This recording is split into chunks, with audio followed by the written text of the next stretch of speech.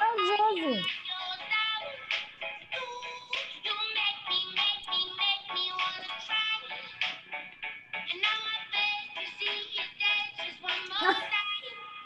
O gato da Josi passando na frente do... Ah lá, olha as coisas de...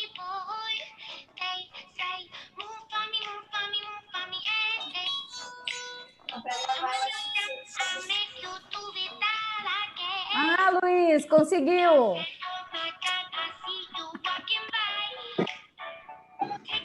Dado. Imagina, a Rê arranja tudo.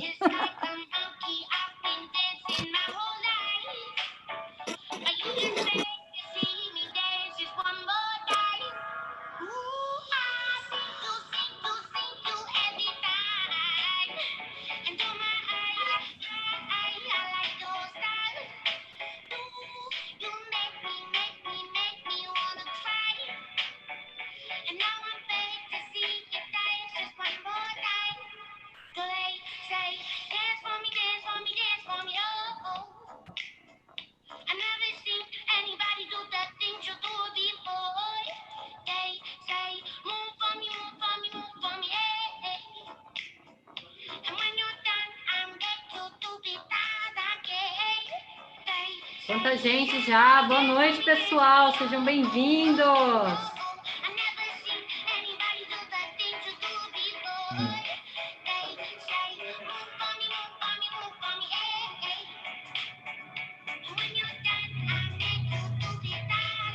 Né?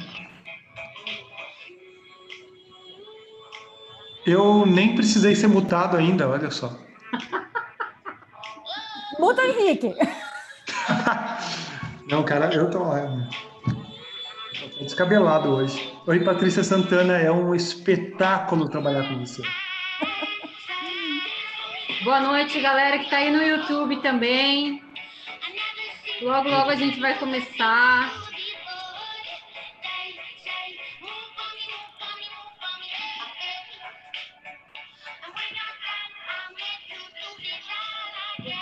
Nós estamos ao vivo.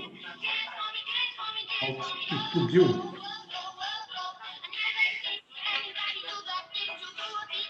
Olha só.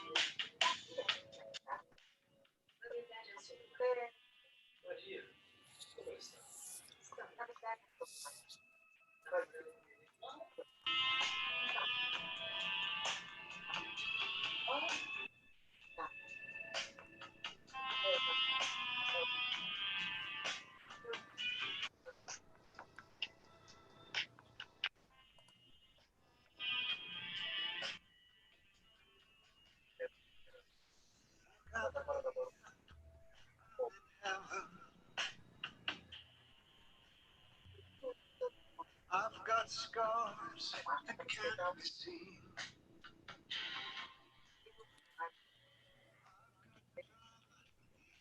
Stolen. Everybody knows me now.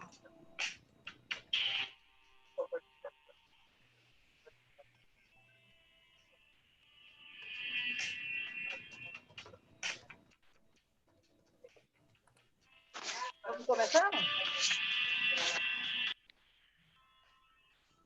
Bora começar, pessoal. Vamos lá. Bora lá.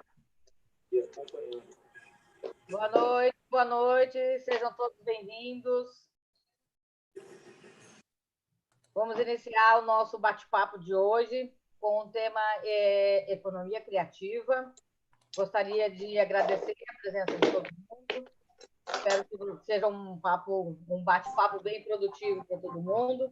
E vamos lá, então. Hoje a gente, para variar, a gente vai passar os nossos vídeos e daí a gente já começa com os temas de hoje, ok?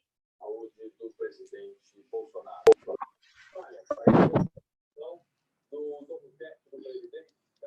Pessoal, quem puder, muta o som aí rapidinho.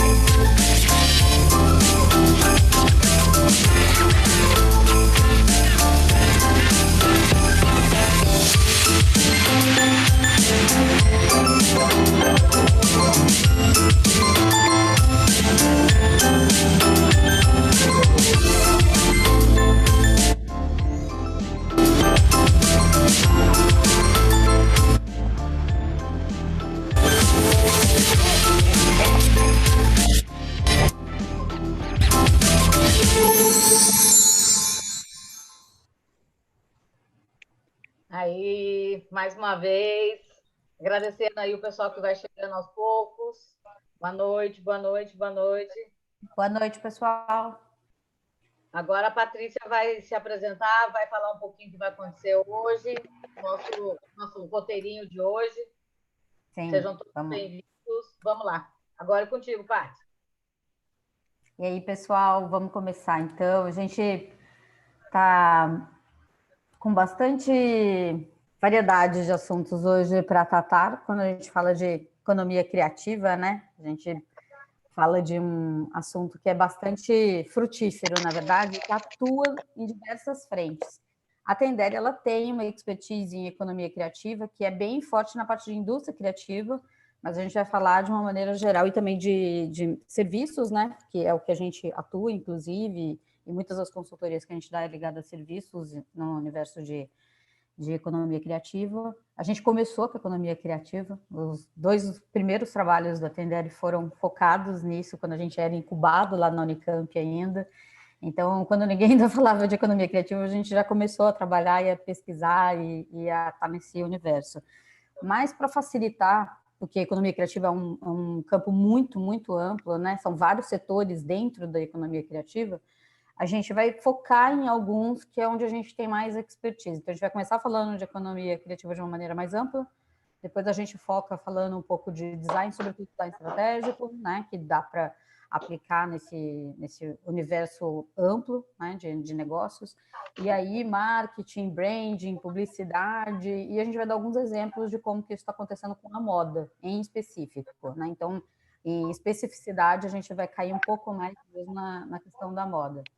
Para quem não me conhece, a maioria já me conhece, mas para quem não me conhece, né, eu tenho uma formação bastante acadêmica, por um lado, e também estou há quase 20 anos no mercado, então sempre correu junto as duas frentes, né, e mesmo que essas titulações pareçam ser, né, tipo história da arte, meio sisudas até, né, antropologia, ciências sociais, mas na verdade eu sempre trabalhei com foco na indústria e na economia criativa, e meu objeto de estudo sempre passou por arte, design e moda, em todas essas frentes, né? Em qualquer especialização, em todas as pós que eu fiz, sempre fui para esse lado.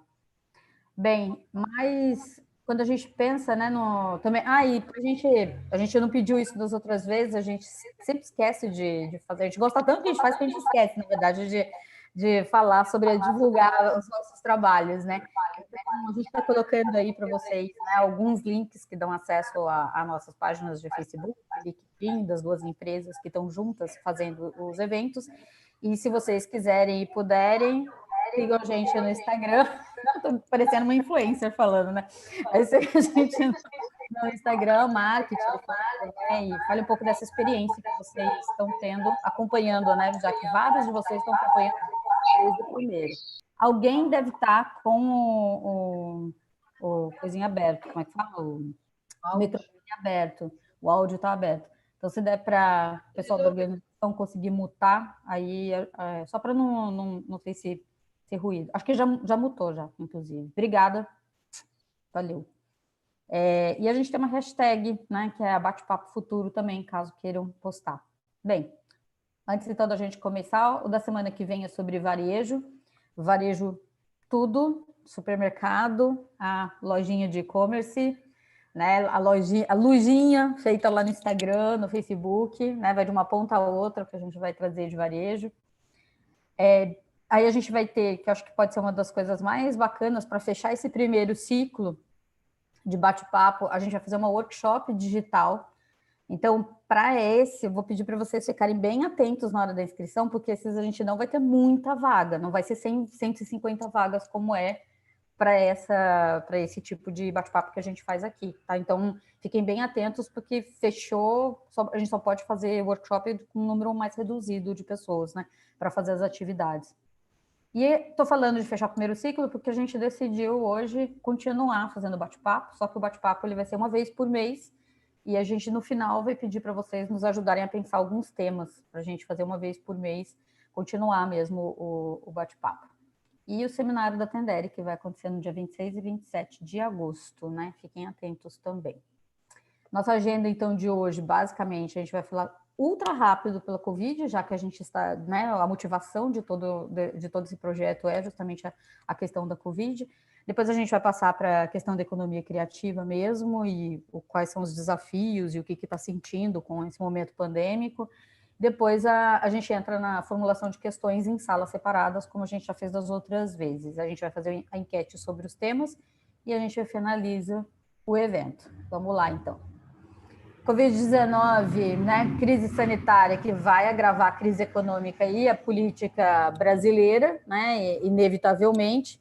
Quando a gente pensa nessa economia estagnada, eu acho que o que é bacana da gente não perder, né, de vista é que é uma crise que já estava anunciada antes, né, ela só foi agravada e acelerada, né, se tornando mais aguda por conta da Covid.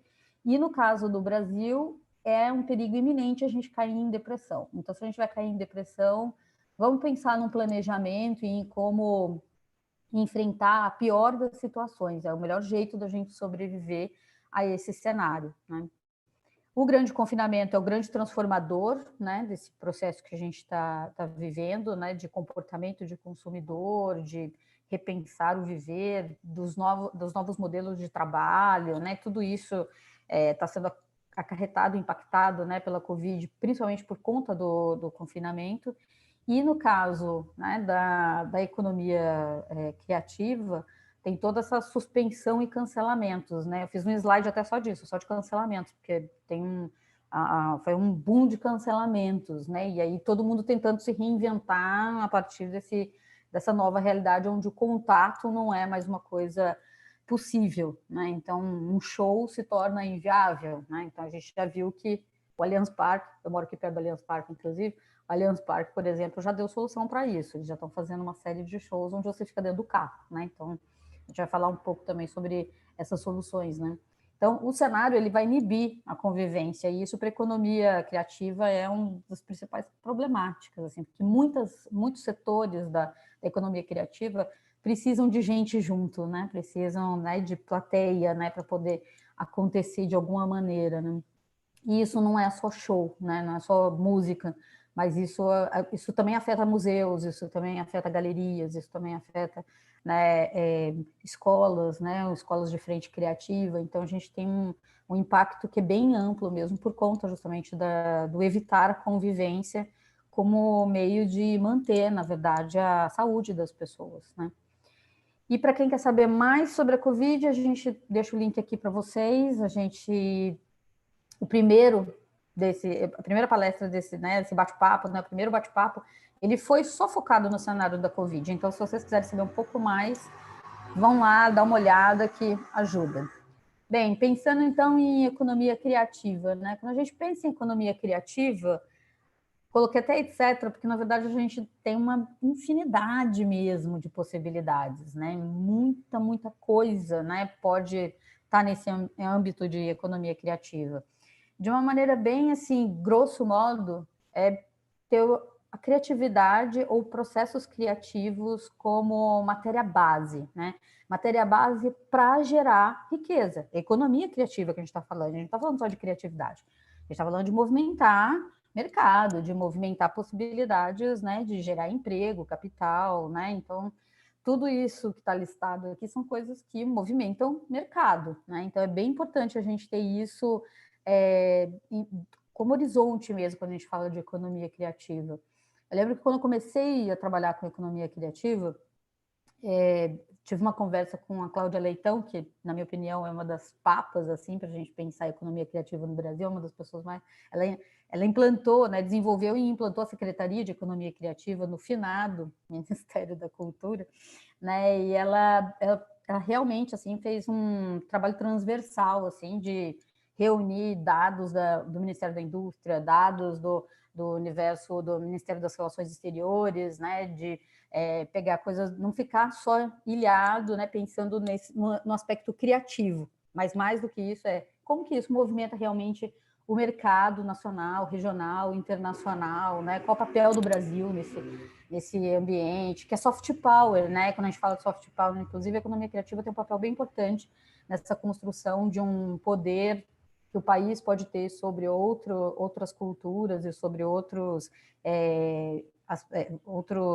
como é que eu vou dizer assim, outros ambientes, né, nacionais, a partir de um contato e de uma ênfase na cultura. A cultura vindo como algo que, né, traz, de certa maneira, dominação também, mas traz essa dominação que é soft, né, que não vem via hard, que é via guerra, né, então, essa coisa de você se aproximar, aprender, ensinar, né, sobre a sua cultura. Então, é um âmbito muito rico, pensando em criatividade. A indústria criativa está dentro do que a gente chama de economia, desse guarda-chuva imenso chamado economia criativa, né? Então, a indústria criativa ela tem frentes que são muito variadas, que são muito ricas e que são responsáveis no Brasil por uma quantidade bastante razoável, né? A gente vai passar por alguns dados econômicos, inclusive, para a gente poder ver a importância desse universo, né? Mas é muito variado também. E quando a gente pensa nesses campos, talvez uma das coisas mais pertinentes a se pensar é que elas estão em nível de maturação empresarial diferente. A gente pensa no pessoal de design, né, principalmente design estratégico, design ligado à tecnologia, quando a gente pensa no pessoal de audiovisual, eles são super estruturados e são super bastante organizados já e correm atrás. Outras áreas não vão ser tão bem organizadas. Assim, moda é uma delas, por exemplo, nem um pouco. Não se acha que é economia criativa, mas só acha, nunca vai atrás disso, nunca vai ver como é que isso funciona de fato, ou como isso pode se desdobrar. Se entende enquanto indústria, mas não se entende enquanto uma indústria criativa, muitas vezes. Acho que isso acaba perdendo, na verdade, argumentos e também a possibilidade de mapeamento de novos mercados por conta disso. Bem, só para a gente ter uma noção de onde que a gente está partindo para falar de economia criativa, a economia criativa ela basicamente políticas públicas focadas, né, em desenvolvimento, na verdade, né, de trabalho criativo local, né, então do Brasil para o Brasil, né, e que usa a tecnologia como um jeito de justamente ganhar, né, de se espraiar. Às vezes, quando a gente fala de economia criativa, por exemplo, quando você fala isso dentro de um âmbito de startups, não raro as pessoas só pensam em software, né? Só pensam em games, pensam em áreas específicas, né? E esquecem que a gente está falando de economia criativa, a gente está falando de todo esse arsenal de possibilidades expressivas que a gente acabou de mostrar, né? Então, vai desde artesanato, arte popular, até, né, você sim fazer uma plataforma em TI e tudo mais, né? Bem, e aí eu coloquei algumas definições, assim, só para a gente ter um parâmetro mesmo, né? Todo mundo partindo, né, de valores parecidos, né? Porque cada um vem de uma área, a gente deu uma olhada nas pessoas inscritas, cada um vem de uma área diferente, então é importante a gente meio que balizar todo mundo, né? A definição do Sebrae, ela é bem abrangente, ela é bem, mas bastante correta, né? Então, economia criativa é um termo criado para nomear modelos de negócio, eu acho isso bastante pertinente, assim, né? Então, são modelos de negócio que são criativos, são modelos de negócio que não seguem cartilha, ou que não deveriam seguir cartilha, pelo menos, né? E que vão usar como base do seu negócio o capital intelectual, a criatividade, né? Então, aquilo que os indivíduos trazem que é imaterial, de certa maneira, né? Essa segunda definição é de uma economista muito bacana, que trabalha muito tempo com economia criativa também, eu acho que ela traz alguns elementos que eu acho que são mais específicos, mas que são bastante importantes, né? Um complexo de atividades profundamente ancoradas nas economias urbanas. Então, não adianta a gente também ficar pensando, às vezes, de uma maneira romântica sobre economia criativa, assim, o povo, né, que está isolado, não sei aonde, produzindo bem. Se ele não tiver uma conexão, se ele não tiver um elo, né, um jeito de trazer esse universo criativo dele para o universo urbano, não fala muita coisa, né? Ele está fazendo para ele mesmo, ele não está fazendo em diálogo e nem dentro dessa lógica, que é a lógica da economia criativa, que né, capitalismo. Então, é importante a gente também ter noção disso, né? Não ser tão romântico, né? E romantizar também, porque aí acaba atrapalhando, na verdade, a gente pensar em economia criativa de fato. Mas não exclui de maneira alguma o universo das culturas e produção tradicional. Ao contrário, traz isso e traz um engajamento deles para o universo nosso. Ai, desculpa, porque senão eu ia começar a tossir que nem uma louca agora.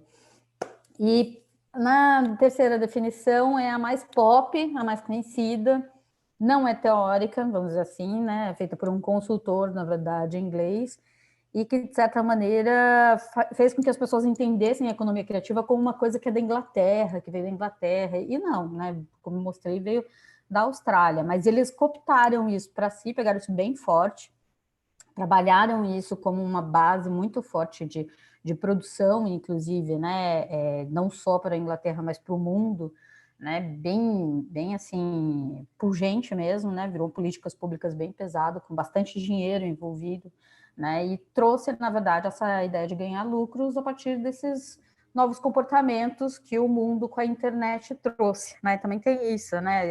É um cenário que estava se modificando e que permitia também mais ideias e propostas que eram diferentes, né?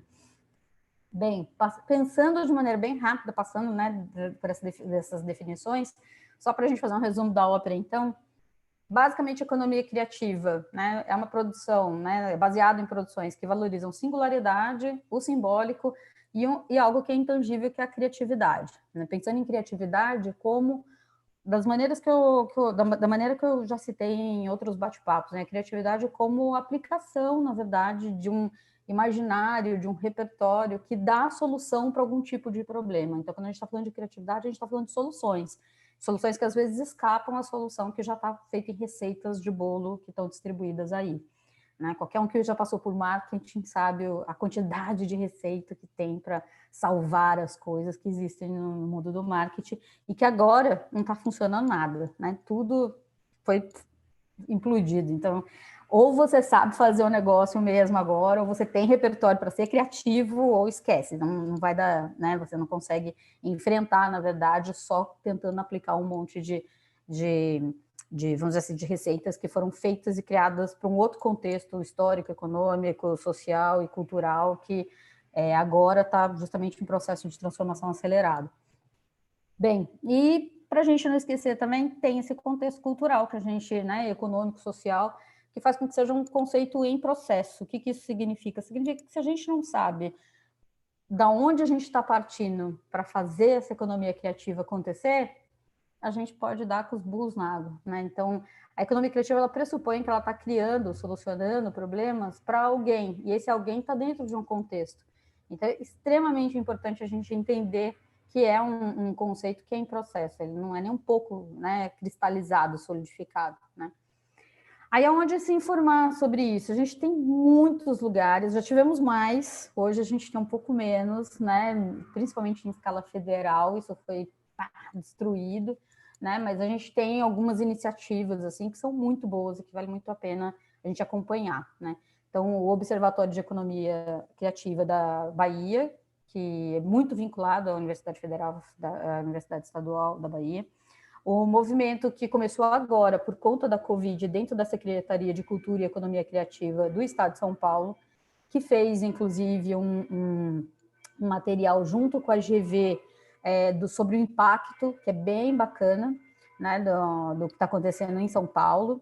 E a Firjan, que é a Federação, né, de Indústria e Comércio do Rio de Janeiro, que de 2 em 2 anos, de 3 em 3 anos, ela solta um mapeamento da economia criativa no país. O último foi de 17 e é muito bem feito, vale muito a pena. É um material assim que tudo de graça, pode baixar, ler, super acessível a maneira como é escrita, né? Não, nada bem assim para quem é de mercado mesmo, né? Nada muito tipo ultra acadêmico com debates teóricos, não. É bem tipo o que está acontecendo no Brasil, como é que está esse mapa hoje. Então vale muito a pena acompanhar os trabalhos da Firjan e fazer até os cursos. Eles têm vários cursos, várias palestrinhas, né? Acompanhar a Firjan. A Firjan é uma federação que trabalha bastante com economia criativa, né?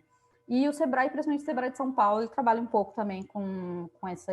Agora, principalmente, eles estão com algumas iniciativas como essa que eles fizeram com a GV. Bem, realidade de mercado. Realidade de mercado, a gente tem um contingente gigantesco que a gente não consegue mapear, que é de informais, que trabalha com a economia criativa, das mais variadas formas. Então, todos os dados que a gente vai utilizar e vai falar aqui são relacionados àqueles que não são informais, obviamente, né? Que são autônomos, principalmente MEIs, EIRELIs, LTDAs, SAs, né? Às vezes a gente tende a achar que o mundo de mercado de economia criativa, ele é só de pequeno, só de micro. Não, tem muitas... Globo é uma economia criativa, né? É audiovisual. A gente não pode esquecer, né? De todos esse universo mais, inclusive multinacional de cinema, né? E tudo mais, é tudo economia criativa também. Mas para a gente ter uma ideia, 150 mil empreendimentos, né, no país são ligados em algum tipo de setor de economia criativa. 48 mil pessoas, na verdade, são empregadas dentro desse setor, né? Esse imenso setor, na verdade. E tem uma massa salarial bastante, vamos dizer assim, eu não gosto de dar números, assim, porque dá a impressão, eu prefiro porcentagem, mas, né, na escala de 1 bilhão, na verdade, de reais por ano, né, uma massa salarial bastante respeitada, né, se a gente for pensar. Lógico que a gente não está falando de a coisa que carrega o país, mas uma boa parte do país vive ligada a esse universo, né? E agora vão ter que se reinventar com a crise, né? E uma das principais coisas é a gente pensar em novos modelos de negócio, né, para poder enfrentar. Então, alguns números para a gente ter um cenário, né? A gente tem basicamente 2,5% do PIB do país relacionado à economia criativa diretamente, quase 5 milhões de postos de trabalho e 300 mil empresas e instituições ligadas diretamente à economia criativa. Não é pouca coisa, entendeu? 2% e meio do PIB está relacionado à economia criativa, a gente não pode desprezar. E 47% está aqui em São Paulo, né? Bem, mas aí a gente tem um impacto. O impacto imediato foi queda de faturamento, aconteceu logo de cara, e essa queda de faturamento está muito relacionada aos cancelamentos. A gente tem uma quantidade imensa de cancelamentos acontecendo nesse momento, né, de Covid, né, tanto de shows. A gente pensa sempre em show logo de cara, mas tem cancelamentos de outros sentidos mesmo, né? Pessoal que faz palestra, pessoal que faz treinamentos, tem muita gente, por exemplo, de teatro que trabalha com treinamentos em grandes empresas, tudo isso foi cancelado, né? Tudo que tinha contato físico foi cancelado, né? Ou deixado para depois, né? 63% das empresas tiveram que paralisar, né? E isso tem muito a ver com indústrias, por exemplo, né? Indústria da moda, que envolve têxtil, confeccionados, né? Filamentos, têxtil e confeccionados, que envolve toda a parte de acessórios em metais, que é pessoal né, que vai de joalheria até bijuteria, passando por folhados, toda a parte de couro calçadista, né, toda a parte de beleza, né, algumas frentes, né, de beleza e de autocuidado também sofreram impacto. Então, a gente tem uma paralisação mesmo, né, de várias fábricas nesse momento. A gente teve clientes que, em uma semana, teve que mandar embora metade do chão de fábrica, né? Então, a indústria sofreu logo de cara, assim, um baque muito grande. Quem não era preparado, quem não tinha uma situação financeira organizada minimamente, né, para ter para como sustentar a empresa sem rodar, né, durante 1, 2, 3, 6 meses, essas pessoas não só mandaram embora, como em pouco tempo também já fecharam, né? Não aguentaram 100 dias, por exemplo, né, de fechamento mesmo, né, das portas, né? Restaurantes, né, também, tudo isso é economia criativa, culinária, gastronomia, né? Então também tiveram que paralisar seu principal foco, né, de produção de riqueza. 25% e meio, né, de empresas acham que a crise vai para mais de 8 meses, e vai mesmo. Então, é importante a gente conseguir se reinventar, porque não dá para esperar o pós-pandemia, como a gente falou, né, no último bate-papo. 19% das empresas realizaram demissões. Se a gente comparar com outras frentes industriais, até que as empresas de economia criativa conseguiram segurar bem a onda de mandar a gente embora, né? Então, vários conseguiram contornar, mas vários também tiveram que renegociar né, jornada de trabalho, essas coisas para poder, né, conseguir manter as pessoas com seus empregos. E o setor só vai conseguir retornar ao que ele rendia em 2019 e em 2022. Então, assim, não só estagnou, como parou mesmo, mais do que parou, né? Caiu numa crise muito forte. Então, assim, é muito importante, por isso que é muito importante a intervenção do Estado. E aí a gente vê que cada Estado, aí tô pensando, não Estado federal, mas pensando né, no nível estadual mesmo, cada Estado está correndo atrás de fazer aquilo que lhe dá, né? São Paulo, por exemplo, abriu o PROAC de maneira bem acelerada, porque não era a época, e abriu assim, tipo 2, 3 PROACs, né? Abriu o microcrédito no Banco do Povo, né? Então fez uma série de ações para justamente não precisar esperar até 2022 para começar a reaver, ou seja, já continuar rodando de alguma maneira, né, com o universo dos artistas. E vários estão se virando, né, vendendo o ingresso por antecedência, fazendo as suas, né, mais diferentes formas de conseguir sobreviver a esse cenário, né. As demissões, então, né, 19% realizou, e quem realizou mandou embora em média de 13 a 13 funcionários e meio. Se a gente pensar em uma fábrica de calçados, por exemplo, uma fábrica de vestuário, e mesmo Cameba, né, cama, mesa e banho, tem no mínimo uns 40 funcionários, né, de chão de fábrica e administrativos. E você mandar 13 embora não é muita coisa, na verdade. Agora, quando você pensa em varejo, pensa, né, quem tem loja e coisas do gênero, 13 pessoas é você mandar embora, né, todo mundo da empresa, por exemplo.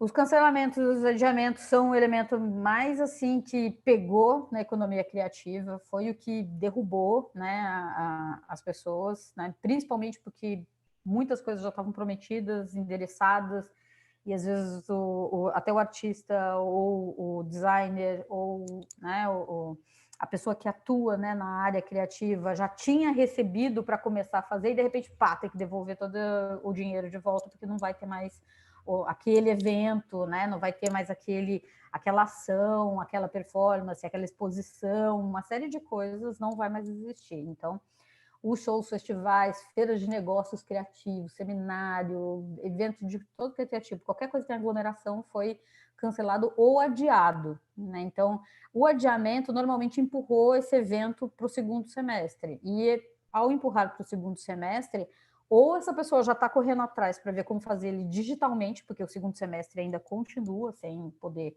juntar as pessoas, né? Ou você empurra para o ano que vem ou desiste, aí você cancela de vez o evento. E aí a gente também tem um elemento que é uma mudança de chave na cabeça do cliente, né? Então, assim, o cliente que está super acostumado a consumir luxo, lazer, moda, perfumaria, porque perfumaria dentro dos cosméticos, ela sentiu um puta baque, né? Ninguém passa perfume para ficar em casa.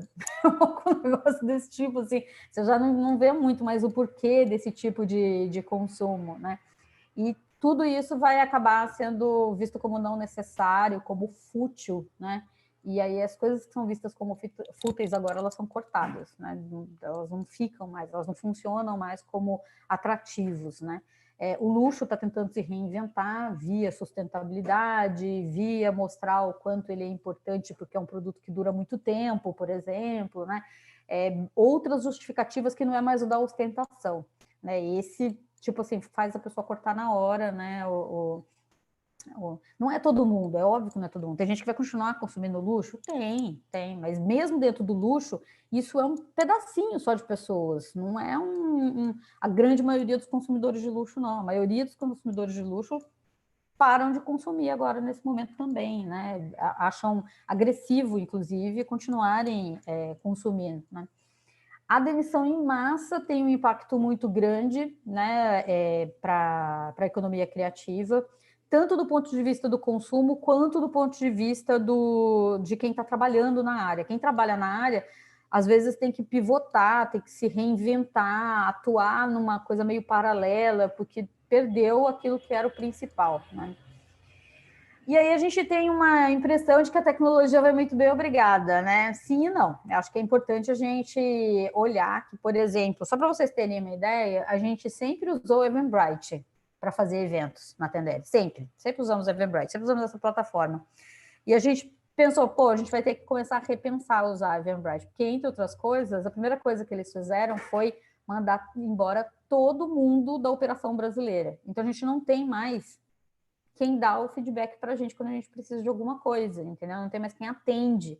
E isso para o cliente, hoje em dia, de TI, de produto, né, de serviços, ele precisa não ser abandonado. Então, foi uma das coisas que fez a gente pensar, pô, não vamos continuar mais com essa plataforma, né? A gente está há anos com ela sempre foi muito boa, mas acho que é melhor a gente mudar, porque, entre outras coisas, como que a gente vai tirar uma dúvida? Como que a gente vai mudar algum tipo de coisa? Ainda mais que agora os eventos são digitais, então eles exigem demandas diferentes, né? A gente já está repensando em outra, né? Qual que a gente vai usar, qual outra plataforma que a gente vai usar.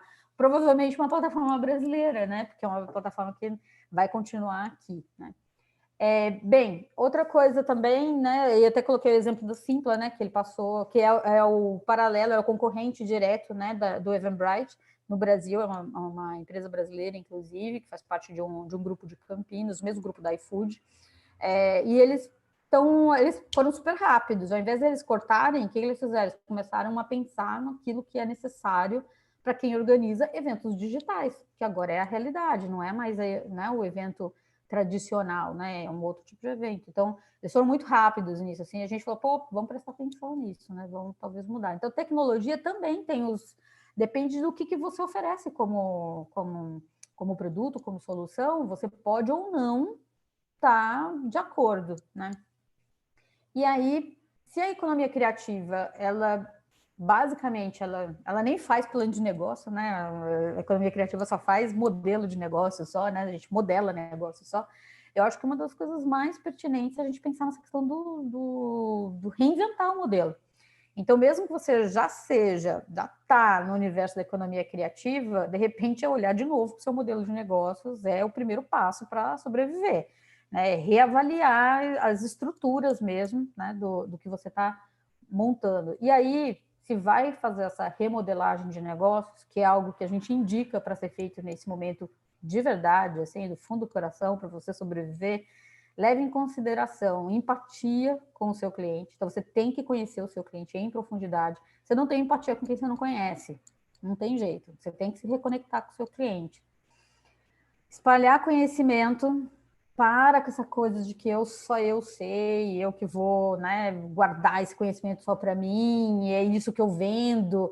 O que você vende, quando é conhecimento, que é o caso da Tendere, por exemplo, a gente vende pesquisa de tendência, a gente vende modelagem de negócios, a gente vende soluções para negócios. Uma das coisas assim que não adianta é assim, todo o instrumental que eu tenho tá nos livros aí, entendeu? Tá nos cursos por aí, tá no mundo, não é nada exclusivo meu, na verdade, não é nada exclusivo da empresa. O grande lance é a maneira como você faz isso, é como você tem um olhar, como é o seu ponto de vista, os seus valores, né? E isso que faz o cliente te procurar. E ele precisa saber direito o que você faz, né? Afinal de contas, esse desnível, ele é necessário, senão, né, se o cliente não sabe o que você faz, como que ele vai saber que ele precisa de você, né? Porque ele não sabe fazer o que você faz. Se ele soubesse, ele não te contratava, né? E memória e inovação ao mesmo tempo, ou seja, ter respeito a esse passado que acabou de acontecer e que já foi sepultado, né? E a inovação que faz a gente sobreviver nessa nova situação. A gente falou num bate-papo sobre reconhecimento de novas oportunidades, né? Justamente a questão da inovação como algo que não precisa ser sempre disruptivo. A gente pode falar de vários tipos de inovação e nesses tipos de inovação ele pode ter ali, né, a tábua de salvação ou mesmo um novo terreno que você vai atuar efetivamente, né?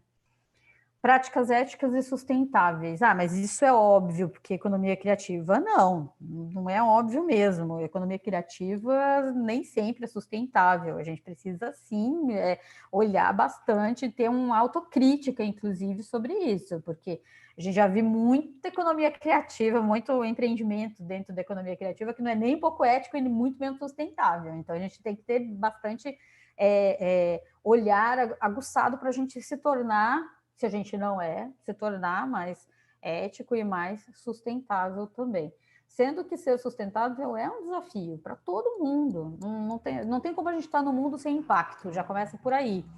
Então, e a sustentabilidade, ela não é só ambiental, ela é também, né, o tripé básico, né? Então, a gente precisa ser ambientalmente sustentável, né, socialmente sustentável e também economicamente sustentável. Tem que dar dinheiro no final da brincadeira para a gente poder continuar mantendo o nosso negócio, os nossos funcionários, os nossos fornecedores, né?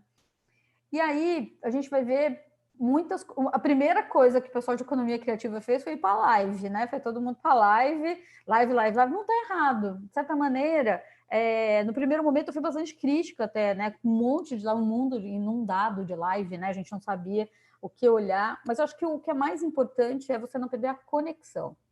Então, se você roda ali nas lives, por exemplo, né, e vai clicando naquela secção de economia criativa para dar uma olhada, assim, você vai ver que tem live que está falando sozinho, tem live que está falando com menos de 10 pessoas, está falando com 5, 6, né? Você está demandando tempo, esforço. Será que está valendo a pena isso, né? A não ser que você esteja falando com os seus 5 maiores clientes, né?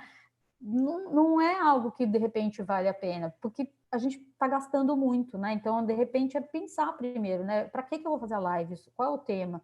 O que eu vou trazer para o meu cliente, né? Então, entrevista, depoimento. E no caso musical, a gente viu bastante isso, né? Show, né? Acontecendo, né? E DJs também fazendo, né? Lives para justamente manter a conexão com os clientes, né? Para as pessoas não esquecerem o tipo de produção, né? Criativa que eles fazem. Então, é um bom jeito de manter o contato para não perder a audiência, mas é importante a gente ficar atento à audiência, né? Quem que é essa audiência que está comigo, né? Quantas pessoas estão comigo? E aí eu acho que é legal a gente começar a ver algumas coisas criativas que vão acontecendo muito bem feitas, né? Que com esse momento que a gente não pode, né? Tá em aglomeração, a própria prefeitura, não, a Secretaria do Estado de Cultura de São Paulo começou a criar incentivos para você fazer eventos, mas eventos que fossem com soluções de não aglomeração, né?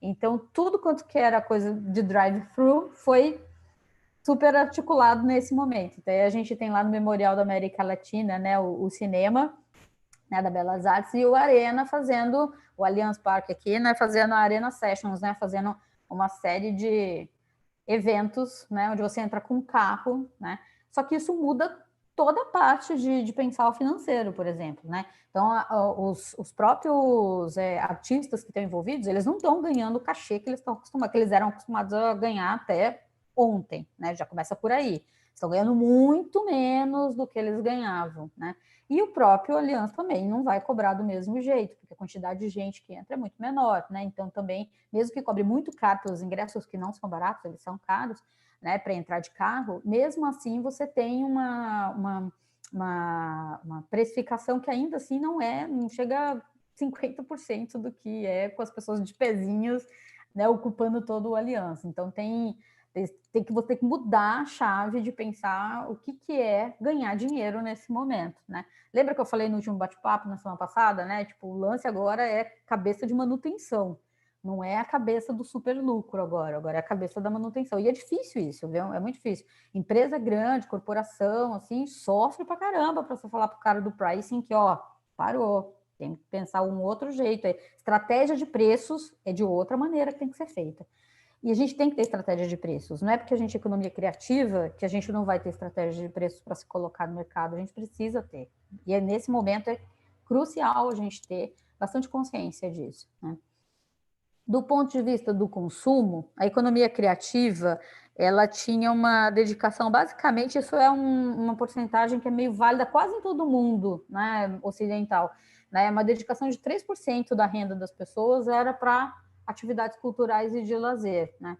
Com a Covid, isso baixou para 0, né? Então, tipo assim, desapareceu isso. E só tem previsão de voltar daqui a pouco, né? Aquela coisa assim do tipo, agora que as pessoas já estão há mais de 100 dias, estão começando a se acostumar, aí elas começam a buscar lazer dentro de casa e começam a buscar isso, sobretudo digitalmente ou em ações daquele tipo que a gente acabou de ver, né, do Allianz, né?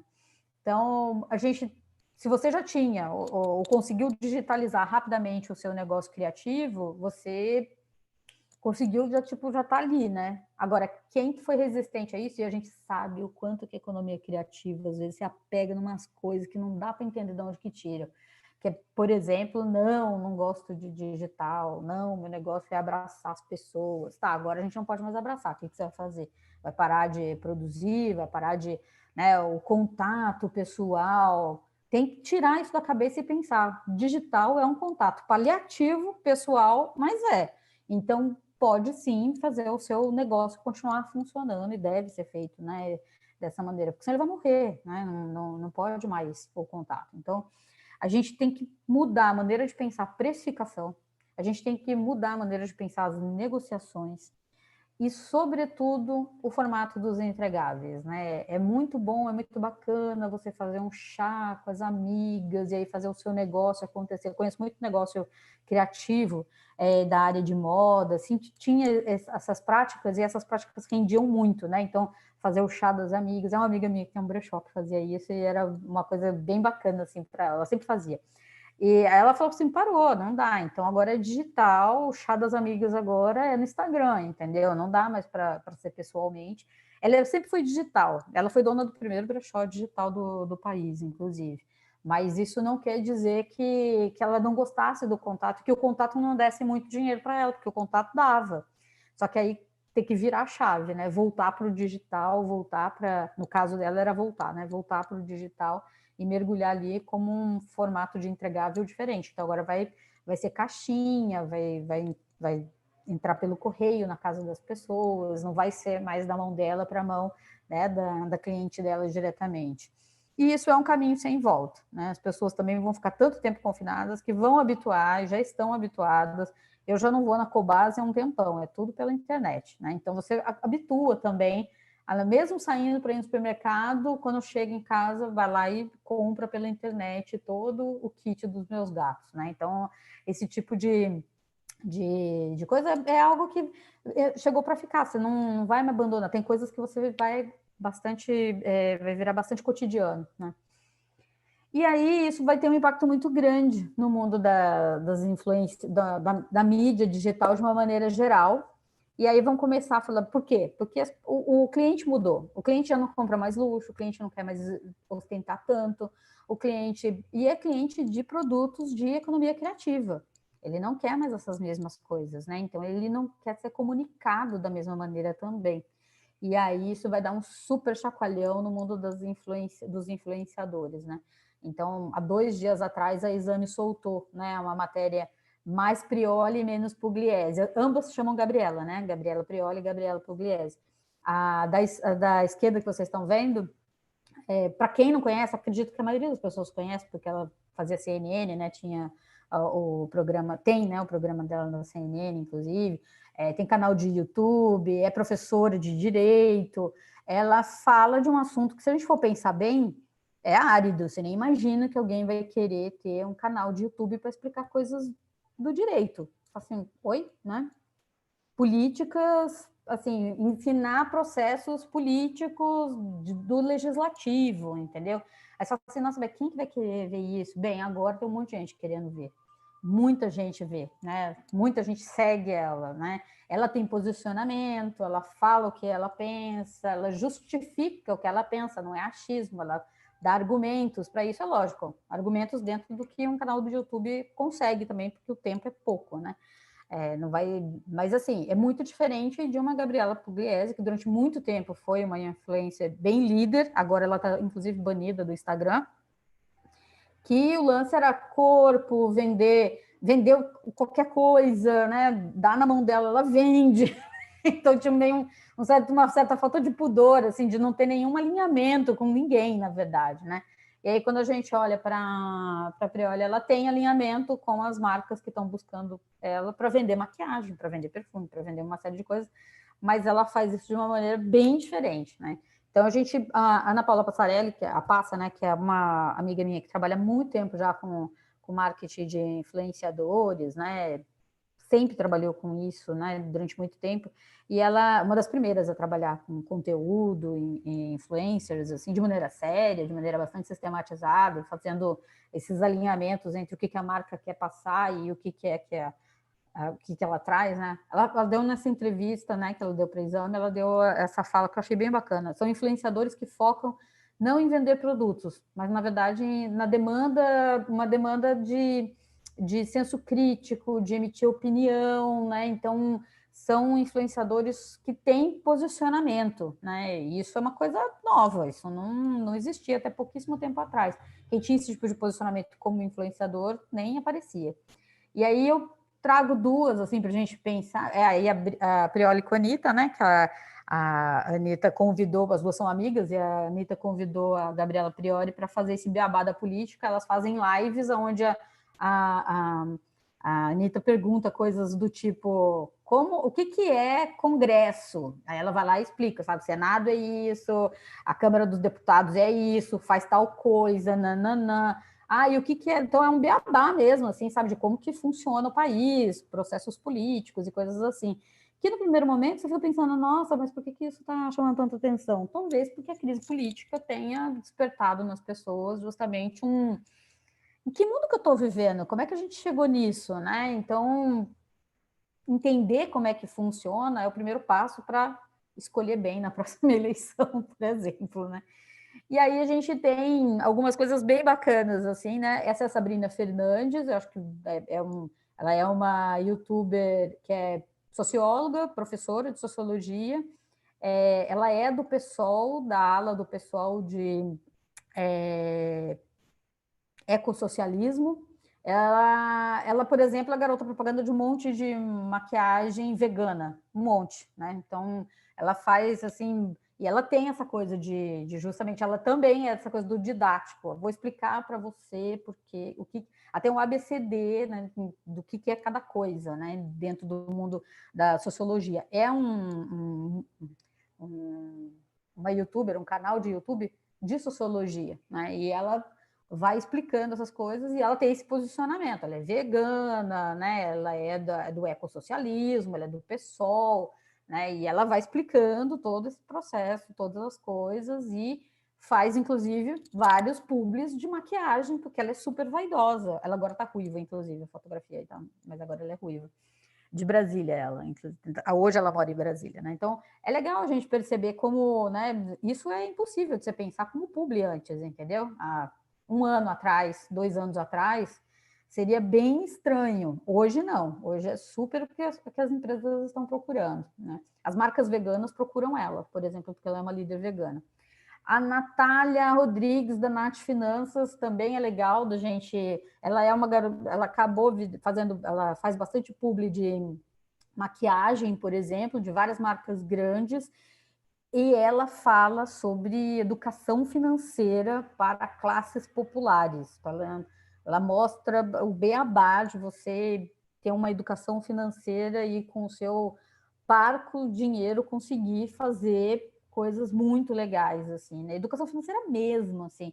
E ela é super nova, ela tem 20 anos, ela começou o canal dela com 16, e ela é bastante focada, assim, no público dela, ensina, tipo, você vai lá no supermercado tal, você faz assim, você faz assado, cartão de crédito, escolhe desse jeito, as fintechs que tem no mercado são essas, as melhores para a classe popular são essas daqui, por causa disso, disso e disso. Então, é um apelo, na verdade, muito, muito grande para esse público que ela atende, né? Que acaba sendo, né, um tipo de serviço, e ela faz muito sucesso. Vale muito a pena assim, a gente entender o porquê que as empresas como o Boticário batem na porta dela para fazer público com ela, né? Então, você fala assim, nossa, mas finanças, o que finanças tem a ver com cosmético? Tem a ver que ela está empoderando mulheres negras, né, muitas vezes, né, em situações periféricas, a lidarem com seu próprio dinheiro e fazerem esse dinheiro funcionar da melhor maneira possível. Então, isso não é pouco, não, isso é algo bastante poderoso simbolicamente, né, a transformação que ela propõe, que ela é instrumento, né. Então, uma empresa de maquiagem, e ela é vaidosa, ela sempre usa o cabelo afro, às vezes está trançado, às vezes não, né, usa bastante maquiagem, então ela justamente ela ser garota propaganda da O Boticário não é à toa, né? Tem uma relação, na verdade, uma correlação muito grande com o tipo de público que eles querem atingir, que é, inclusive, o público ligado à diversidade. Então, por isso, uma afrodescendente, jovem, que tem posicionamento, que é politizada, que é empoderada, que quer empoderar outras mulheres. Então, tem todos esses elementos em volta, assim, né? Então, se a gente pensa há 10 anos atrás, há 5 anos atrás, o mundo das influenciadoras, essas meninas, elas não existiriam. Educação financeira, que assunto chato, né? Eu quero saber, na verdade, como ficar com a minha barriga chapada. Era esse o discurso. Hoje já não é mais, né? E no caso da Sabrina Fernandes, tipo, por que eu vou ver um canal de YouTube sobre sociologia, ela vai explicar sobre Marx. Ai, não, coisa chata, né? Não, não é chata, é muito legal e ela explica melhor ainda, né? Ela só não explica melhor que o professor de sociologia de Marx que eu tive, que foi fantástico, que foi o Ricardo Antunes. Tirando ele, assim, né? Mas ela cita muito o Ricardo Antunes, ela leu o Ricardo Antunes, né? Então, bem, quando a gente pensa, então, nesse universo, o universo mudou. Se isso aconteceu com as influenciadoras, assim, não dá para a gente pensar que o nosso produto e o nosso mundo e o nosso serviço e a maneira da gente relacionar com o nosso cliente tem que ser da maneira como a gente fazia antes, né? Não dá mais, né? Então a gente precisa reajustar tudo. Estratégia, portanto, precisa ser de transformação dentro das empresas, né? E aí, principalmente empresa de economia criativa, né? Olha para a sua base estrutural. Isso daqui a gente começa marketing, publicidade, branding, eu vou falar meio misturado, tá? Então, aqui a gente já entra nessa área de pensar um design estratégico, né, que dialoga ali, francamente, com o universo do marketing, né? Você vai ter que rever a base estrutural, né, da sua empresa, né? Então, precisa de uma remodelagem de negócio? Como é que está o planejamento estratégico? Como que está o branding, né? Então, esse branding está falando de quem para quem, né? Que é um dos elementos mais importantes quando a gente pensa no brand, né? Que tipo de imagem está sendo construída, né? Quem trabalha com criação diretamente, você já fez o realinhamento com seus clientes? O que eu quero dizer com realinhamento com seus clientes? Eu sei quem que é o meu cliente, tá? O seu cliente continua o mesmo, mas agora, nessa situação, o que ele tem de diferente nesse momento? O que transformou na vida do seu cliente? Porque ele está aí mesmo, é verdade. Ele mudou de canal, ele mudou de e-mail, mudou alguns valores na cabeça dele, e você precisa estar realinhado com isso, né?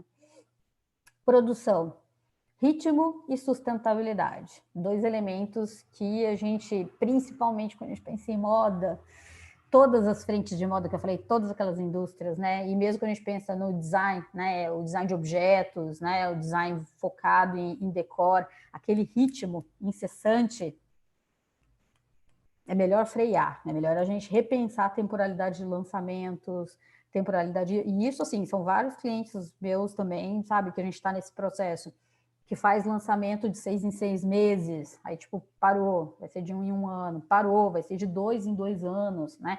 Então, esse tipo de transformação é uma reestruturação de base, né? De como que você vai se relacionar em termos de colocar novidade para o cliente. Mas, pô, Patrícia falou que inovação é importante. Mas colocar produto novo não quer dizer inovação, porque isso é um processo velho já, que você está acostumado a fazer, né? E inovação é no sentido de como que eu estou conversando com ele, como que eu estou entregando para ele. Esse produto dura quanto tempo, né? Ele precisa ser reaplicado, né, tão rapidamente. É sair daquela cabeça de design, né, dos Estados Unidos, né, de rápido, de fast, uma cabeça muito ligada aos princípios, né, de obsolescência programada e cair num outro registro de design, que é de produtos que têm uma longa duração, né, de uma criação de relação com o cliente que é de outra natureza por conta disso. Isso é um produto mais caro, mas às vezes o produto mais caro, mas que dura mais, agora o cliente está entendendo, porque ele fica em casa e ele fica agora prestando atenção nos objetos que estão na casa dele. Então, aquilo que quebra rápido irrita ele agora. Aquilo que perpetua faz ele falar, ufa, gastei dinheiro bem aqui, né? Esse produto é bom, ele aguenta o tranco, né? Então, ritmo e sustentabilidade de produção é algo que cada empresa vai ter que achar o seu tipo de equilíbrio para o seu tipo de cliente, né? Então, isso é muito importante, é muito delicado, mas é extremamente necessário de ser feito nesse momento. E a comunicação, você faz tudo isso, né? Você faz toda essa reestruturação, repensa a criação, repensa a produção. Para mim, criação e produção são ligados, né? Quando a gente pensa em economia criativa, é processo criativo produtivo, então você repensa todo o processo criativo produtivo, isso tem que ser comunicado. Seu cliente não vai adivinhar que você passou por tudo isso, entendeu? Ele vai esperar que você lance de 6 em 6 meses e ele não vai comprar, mas ele está esperando. Então você tem que conversar com ele, né? Você tem que mostrar que os valores e as ações foram transformados, né? A comunicação também, ela deve ser ajustada à nova realidade, ela deve ter, a gente vai falar bastante disso em publicidade, né, que é a questão do caráter pedagógico, muito importante nesse momento. E o comercial, o pessoal de vendas mesmo, quem está lá na ponta pensando em vendas, oferecer, precificar, ter uma estratégia de preços é muito importante, né, e negociar. negociação agora virou todo mundo árabe, assim, sabe? Tipo, a gente tem que negociar.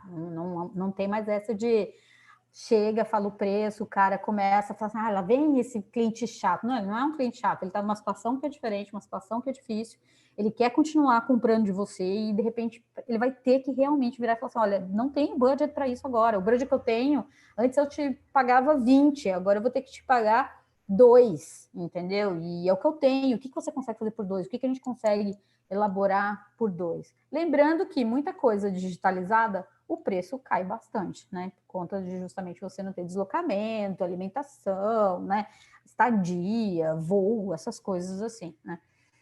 Bem, reajustar então a estratégia de tudo, dos canais de comercialização, dos canais de entrega, porque eles podem ou não ser coincidentes, mas quando a gente pensa em canais de entrega, estou pensando em logística mesmo, né? A gente precisa ter isso bem claro. Canais de comunicação, cuidado com o modismo, né? Cuidado muito assim com o modismo. Tipo, a gente tem que ter uma conta no TikTok agora. Tem que ter? Tipo, se seu cliente não está no TikTok, está no Facebook ainda, tipo, o que você vai gastar tempo, dinheiro, quebrar cabeça, ficar fazendo... Porque a gente sabe que marketing digital é feito com grana, você tem que impulsionar para ele funcionar de fato, é feito com clique, então você precisa estar ali o tempo inteiro atento ao que está funcionando, o que não está funcionando, o que está convertendo em vendas, o que não está convertendo em vendas. Você não pode ficar gastando tempo em frentes que definitivamente você já sabe de antemão que seu cliente não está lá. Se seu cliente não está lá, você não entra, você nem precisa agora. Quando meu cliente entrar, eu vou. Então tá. Por exemplo, o Instagram precisa estar no Instagram, porque o Instagram ele é atualmente a coisa mais quente. O que significa isso? Significa que 80% da população que usa esses tipos de plataforma tem uma conta no Instagram que é ativa. Então tá lá, vai circular ali, mesmo que não seja o seu foco ali, o seu foco seja o LinkedIn, porque você faz um B2B muito mais pesado, mas você tem que estar no Instagram também. Nesse caso, sim, mas não tem que estar no TikTok. Para que a Tendere vai estar no TikTok, gente? Eu entro no TikTok para fazer pesquisa, mas não né, para saber o que as pessoas estão fazendo no TikTok, o que está conseguindo ser vendido no TikTok, para entender comportamento. Mas, né, como antropóloga que eu entro lá, não como, né, precisa ter uma conta da Tendere lá, né? Ninguém lá está buscando pesquisa de tendência, né? Isso não, né? Ou algum tipo de solução. Então é importante a gente perceber onde estão os nossos clientes, né? Para a gente poder criar o canal e alimentar o canal certo de comunicação, né? Sem perder dinheiro, sem perder tempo, né? E blog próprio da empresa é algo importante hoje em dia. É um canal muito claro para você deixar todas os seus novos posicionamentos, além de ajudar.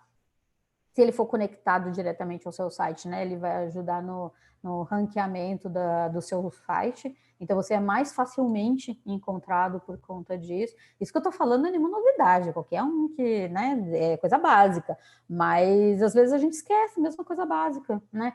Tem muita empresa que eu conheço que sabe muito bem de todas essas coisas básicas e não coloca para funcionar, porque está muito preocupado em correr atrás do prejuízo, porque a gente está nesse momento. Então, a gente tem que abrir espaço na agenda, nesse momento, para conseguir olhar para a gente também. A gente já está dando solução para o cliente, a gente tem que dar solução para a gente também. E é difícil mesmo arranjar esses horários, mas a gente tem que arranjar. É o momento de fazer isso, né? Os influenciadores, se usa ou não. Então, tem bastante critério para isso, né? Para escolher. Se a gente pensar o quanto está crescendo, pensando em tendência de consumo, está crescendo muito essa coisa do consumo do quintal, né? Então, eu compro da redondeza. Então, o influenciador pitichuco, o micro, o nano influenciador, que é um cara pertinente só para o seu quarteirão, só para o seu bairro, esse cara talvez seja o pulo do gato para você, principalmente se você vende produtos de economia criativa, que são produtos mesmo, sabe? Tipo culinária, gastronomia, roupa, artesanato, está muito ligado a quem está ali no entorno, em quem fala a mesma língua, em quem, né, tem os mesmos valores, né? Então é bem importante, né, proximidade, é mais fácil também a logística, é mais fácil para entregar, é mais uma série de coisas vem a reboque. Então, quando a gente pensa em influenciadores, não adianta às vezes a gente dar um pulo maior que o gato, sabe? Eu quero esse daqui que ele é tipo super blaster, tá? Ele é super blaster e ninguém dessa galera super blaster compra de você. Então, não adianta nada. Você vai só gastar dinheiro trabalhando com uma pessoa dessa, né? Bem, propósito, né? Muito se fala, fala demais, né? A palavra vulgarizada, né? Então, o pessoal até pega meio asco, né? Tipo, ai, propósito. Vem de novo falando dessa coisa de propósito, né? Falar é fácil, mas fazer é que é difícil, né? Então, como que a gente consegue construir propósito que a gente efetivamente vá colocar em prática no nosso dia a dia? Isso é que é importante do propósito. Tem que ser alguma coisa de verdade. Por exemplo, tem uma agência aqui em São Paulo, agência publicitária, que, como eu não pedi autorização deles, eu não vou poder falar o nome, mas assim, eu dei há pouco tempo, fiz há pouco tempo uma live com eles, onde eles têm um engajamento para trabalhar com afrodescendentes imenso. Então, assim, a equipe inteira quase de afrodescendentes. Eu só falei com negro, por exemplo, né? Todo mundo com quem eu falei era descendente, né? Era afrodescendente, todos, sem exceção. Então, e eu falei assim, tipo, umas 10 pessoas dentro da empresa, né? Dentro da agência. Quando você vai ver peças de publicidade que eles fazem, evidentemente não vai refletir homem branco, hétero, líder, né, que está sempre numa posição de poder e que nem sabe que o resto do mundo existe. Não vai ter esse tipo de posicionamento, né? Porque de dentro para fora o negócio funciona diferente. Tem bastante mulher dentro da agência, tem bastante negro, então tem uma coisa de inclusão forte na agência. Então, isso faz a diferença, né? Na hora de você ver a peça, vai ter alguém que vai falar isso daí é preconceituoso, isso daí é machista, isso daí é racista, né? E aí você fala, opa, né? Você tem um senso crítico de diversidade que acontece com muitas pessoas ali. Então, achei bem bacana assim, a gente pensar na questão do propósito como algo que é de dentro fora. Não é uma fachada que o marketing desenha e você, né, depois tenta correr atrás para fazer. Não, né, não é assim que funciona. Então, quais são essas 3 dimensões? A primeira dimensão é você saber o que você ama fazer.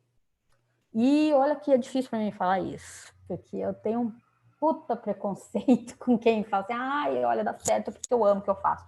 Eu tenho bastante preconceito com gente que fala isso, porque não é isso que sustenta um negócio, você amar o que você faz, entendeu? O que sustenta um negócio é você conseguir dar a solução boa para as pessoas e elas comprarem o seu negócio. Mas isso é o primeiro passo para a construção de um propósito real. Tem a ver com você também gostar tanto do que você faz que você não desiste com facilidade. Você acaba sendo mais persistente, você consegue ter... Não é teimosia, é insistência mesmo, sabe? Perseverança. Você consegue ter mais perseverança fazendo aquilo que você efetivamente gosta, né? Então, você não desiste com facilidade, né, daquilo que te dá prazer, porque é isso também, né? Aquilo que você sabe fazer. A gente aprende muita coisa na vida e a gente sabe fazer muita coisa na vida, né? Quanto mais idade você tem, normalmente mais coisas você sabe fazer, né? Mais coisas vão entrando no seu repertório, né? Não deixa de ser repertório, é um misto de habilidades e competências que você tem, né? Você tem várias, né? Então, pega isso também, né? Lista, o que é que eu efetivamente... E você pode pensar isso do ponto de vista da empresa, ou seja, o que a empresa gosta de fazer, o que as pessoas que estão engajadas dentro da empresa, por que elas trabalham aqui são felizes, né? O que faz essas pessoas felizes aqui dentro da minha empresa? O que elas efetivamente sabem fazer? Qual é a competência que elas têm? E o que o mundo precisa disso que a gente faz? Quando a gente consegue juntar essas 3 coisas, a gente desenha um propósito real e não uma fantasia de blue washing. Aí a gente não faz uma fachada só de coisa social bacana ou coisa ambiental, ou um greenwashing, né? Uma coisa ambiental. Não, é de verdade assim o que a gente faz, né? Então, isso é muito importante da gente perceber como construir. E para isso precisa parar e fazer. Às vezes, o propósito que a gente vivenciou até agora, com a Covid-19, ele pode não fazer mais sentido. Ou a gente pode ter outros propósitos que são mais pertinentes no momento. Então, a gente precisa atualizar propósito. O propósito não é uma coisa que você escreve na lápide e deixa, né, para sempre no mármore ali, né, como se fosse, sei lá, tábua dos mandamentos, né, não é isso, né. E aí eu trouxe aqui como exemplo uma empresa que eu acho das mais bacanas, assim, recentemente, as que mais estão, né, que é a Salve, né? Então, a gente pensar Essa é a imagem que a Salve usou de lançamento. Então, para a gente ter uma ideia, né? Tem magra, tem gorda, tem nova, tem velha, cabelo crespo, cabelo liso, não binário, né? Meio homem, meio mulher, né? Então, tem tudo isso misturado nessa imagem, né? Essa imagem de lançamento. Olha a proposta da Salve. Não tem nada a ver com nenhuma das marcas da L'Oréal. Escapou completamente, está indo para um outro caminho, está atendendo um público que fala de diversidade, um público que, e vai bem, vai muito bem, obrigado, tá? Não para de contratar gente no LinkedIn. Só vocês ficarem monitorando essas marcas, assim, que são novas, que são meio desafiadoras, que você fica meio desconfiado, que você fala assim, nossa, será que esse negócio vai dar certo, né? Fica perseguindo elas, sabe? Fica olhando elas, fica stalkeando, assim, para ver os resultados que elas estão tendo. A Salve está indo muito bem, por exemplo, né?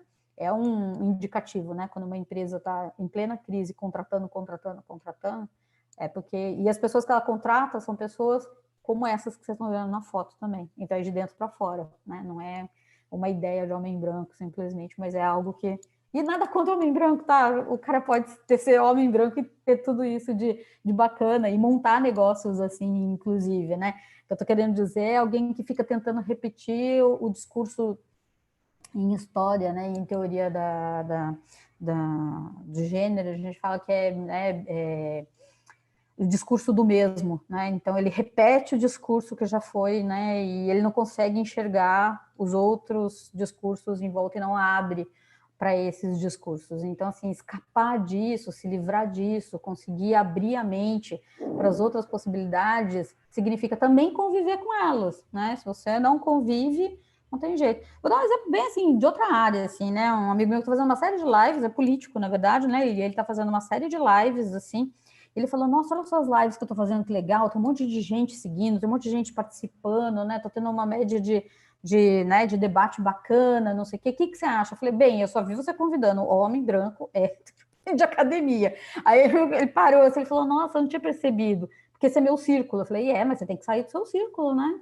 Não dá para você ficar só no seu círculo se você quer dar soluções de políticas públicas para a população do país.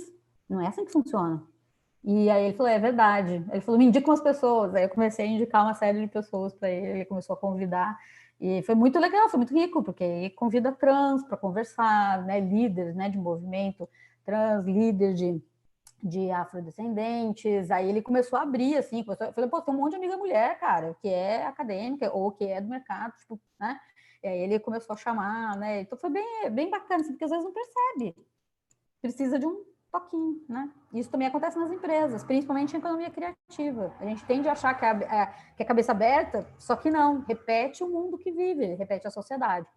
E aí no marketing é bem importante a gente perceber essa questão de enfrentar um furacão nesse momento, né? Primeiro ponto é estreitar laço com o cliente, muito, se aproximar o máximo possível, perceber que as transformações, né, precisam ter esse tom de conscientização, de pedagogia, é um posicionamento que você está assumindo com os seus clientes, né? Divulgar, isso vai reverberar nas campanhas publicitárias, inevitavelmente, né? Divulgar informação e foque em ajudar o seu quintal, é isso que importa, é o seu ecossistema que importa para que você sobreviva. Se você faz o seu ecossistema sobreviver, é bem fácil o ecossistema do lado também sobreviver. Então, você vai fazendo vários ecossistemas, né, sobreviverem. Lembrando também que cada empresa tem um ecossistema de um tamanho. Tem gente, eu falo do quintal, mas tem gente que o ecossistema é o Brasil, por exemplo, né? Então, tenta ajudar o máximo possível, né? O marketing digital, ele vai ser muito, ele é já mais acirrado, ele vai ficar cada vez mais profissionalizado, criativo, né? Muita coisa diferenciada para que você possa realmente se destacar. Vai ser cada vez mais difícil você se destacar no mar digital, né? Então, não é mais um lugar onde você encontra vários oceanos azuis. Você não encontra praticamente mais nada de oceano azul. Então, é bem importante a gente ter um posicionamento mais profissionalizado. Aquele marketing feito, no final de semana eu arrumo, não funciona mais. Você tem que ter uma estratégia, tem que ter um planinho, tem que usar instrumentos e ferramentas que te ajudam na postagem, né? Tem que ver o quanto que está de quem está clicando o quê, quem está vendo o quê. Precisa ficar atento aos números, né? Então, não perca o contato com o cliente. Quando a gente pensa no marketing agora, a coisa mais importante é essa. Só que para isso a gente precisa saber quem é o cliente, né? E aí será que a gente sabe quem é o cliente agora, né? E isso é muito importante, né, da gente, porque se a gente sabe, a gente pode fazer marketing de empatia, de verdade, né? Então, coloquei aqui alguns exemplos, mas independente desses exemplos, né, é a gente pensar o que a gente pode fazer efetivamente, se colocando no lugar de alguém do nosso universo, né? Então, é cuidar realmente, né, desse ambiente. Assuntos quentes, né? E aí é mais assim, é uma diquinha mesmo, assim, para tipo pensar em quais esses assuntos que eu posso entrar com o meu negócio, por exemplo, né? O que fazer no confinamento? Então, se o seu negócio é gastronomia, falar sobre cozinhar, ensinar a cozinhar e coisas do gênero, né? Ah, mas eu faço objetos, eu sou designer, por que não? Faça você mesmo, né? Ah, o meu negócio é home office, ensino as pessoas a trabalharem, né? O meu negócio é serviços, é consultoria, ensina então as pessoas como elas trabalharem em casa e terem o melhor rendimento para isso, e assim por diante, né? Então, tempo com a família, como ser melhor jeito. Então, assim, esses são assuntos que são assuntos ligados ao confinamento, diretamente ligado ao como viver e fazer o confinamento no dia a dia, né? Game, né? Nossa, multiplayer game é um super assunto, assim, né? Muito bombado. Então, se o seu negócio tem a ver com isso, trabalha esse diálogo, né? Lazer em casa, que é ligado a game, por exemplo, ou ligado a cinema, ou ligado. Então, basicamente a gente encontrar o nosso lugar ali com o cliente. Os motivadores são os formatos que a gente pode entregar esses assuntos. E aí pode ser desafio, pode ser vídeo depoimento. Por isso que o YouTube também, o YouTube já estava na crescente. Com o confinamento, bombou mais ainda, entendeu? Tá lá em cima, né? Então, para justamente, né, conseguir ter essa coisa do depoimento, né? As pessoas querem saber o que você está fazendo em casa, né? Então, aula, ensino não formal, faça você mesmo. O velho e bom TBT também é um motivador, né? Você falar, puxar um assunto do passado para falar como é hoje, por exemplo, né? E temos algumas oportunidades mesmo, né? Ensinar algo que faz bem para a vida das pessoas, né? Então a gente tem essa coisa do cozinhar e da comida ser terapêutico, a questão da educação financeira, né? São coisas que são boas para as pessoas. As pessoas estão muito nervosas em como elas vão lidar com o dinheiro. Se você facilita ensinando elas como é que lida com o financeiro, elas ficam aliviadas. Nossa, então eu posso fazer isso? Pode. Você pode pegar ali, pode pegar assado, pode fazer assim, você pode dividir desse jeito o seu dinheiro. Então você vai ajudando essa pessoa a superar um estresse, né? Essa semana eu estava conversando com uma pessoa da Aldeia, que é a agência digital que cuida de algumas coisas da Tendere na presença digital nossa, e ela falou assim, a gente está com pessoas que estão estressadas, né, na empresa, né? Eu falei assim, a gente também. E aí o pessoal da Proimagem, a gente também. Todo mundo está tendo esse tipo de problemática, né, de como lidar com funcionários que às vezes não, funcionários ou colaboradores que não estão conseguindo lidar às vezes com confinamento, ou está confinado em situação muito de pressão, né, então como lidar com isso? Vamos ajudar, vamos indicar uma terapia, vamos fazer isso, vamos fazer aquilo. Então, a gente tem que se sentir responsável e tentar trabalhar todos esses elementos também hoje em dia, né? Ajudar, né? É o lance do ajudar né, o seu ecossistema, né?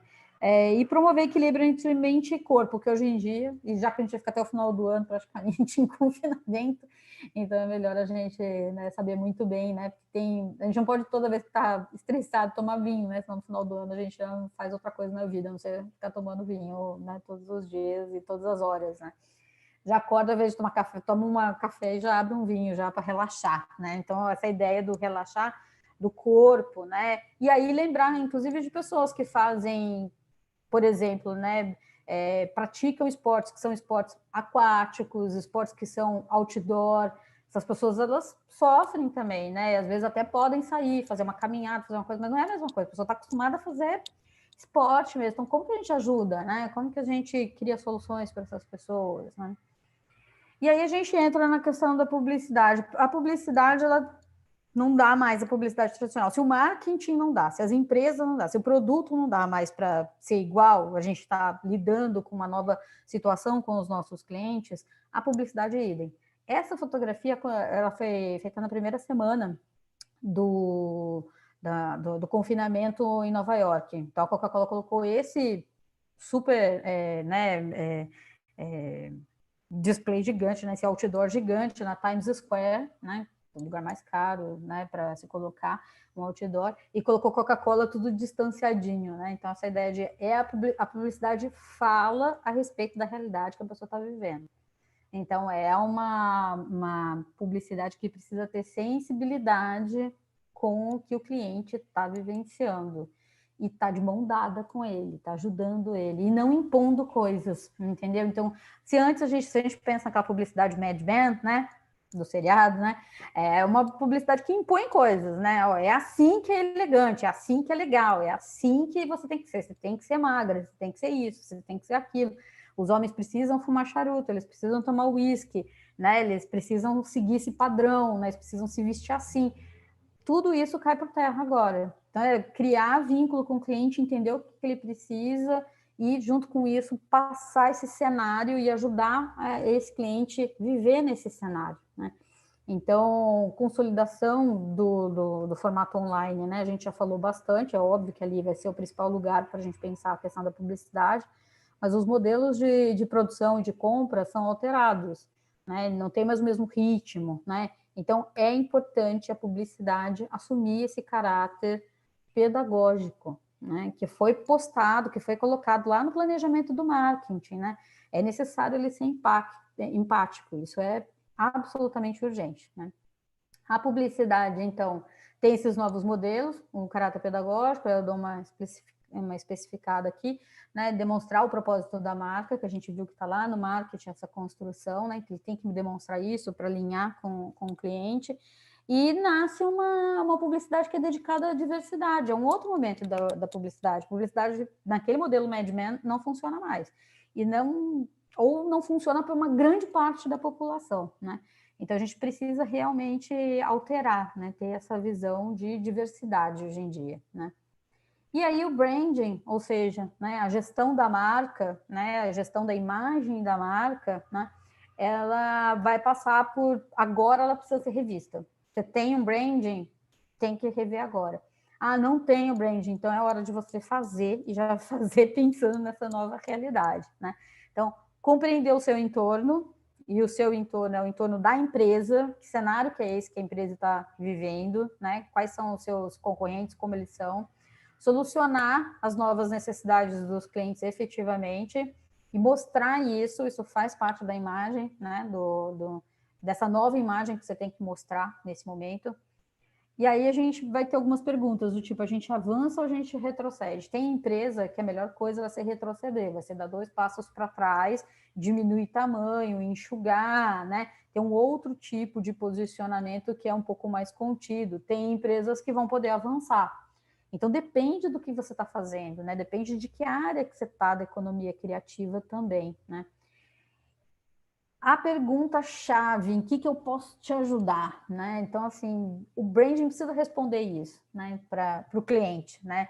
Ele pergunta isso para o cliente e ele tem que saber responder, né? Então, o que eu posso te ajudar? Qual é o tipo de coisa que efetivamente a imagem da empresa responde para as pessoas? E é isso aqui que eu te ajudo, ó.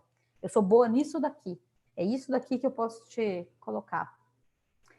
E vai muito além de contato pessoal, né? A gente vai ter que pensar em branding digital, né? Presença de branding digital muito fortemente. Tudo que você já tem construído de imagem de marca tem que ser protegido, né? Muito protegido, né? Então, mas isso daqui é negativo. Então, isso daqui a gente tira do branding. Mas aquilo que foi construído, que você vai continuar utilizando, precisa ser protegido. Ou seja, precisa ser reforçado, precisa ser relembrado para o cliente, né? Pivota a imagem? Dependendo da empresa, vai precisar pivotar a imagem, sim, né? Se é uma empresa muito conectada com futilidade, com gaste muito, ostente mesmo, sou superficial, talvez tenha que pivotar a imagem. E pivotar a imagem demanda um trabalho que é bem assim, sabe? Tipo, para você mudar a imagem de brand, é muito arriscado você radical a mudança, né? E você vai aos pouquinhos alterando, né, e chegando nessa nova imagem que você quer construir para alcançar os seus clientes, né?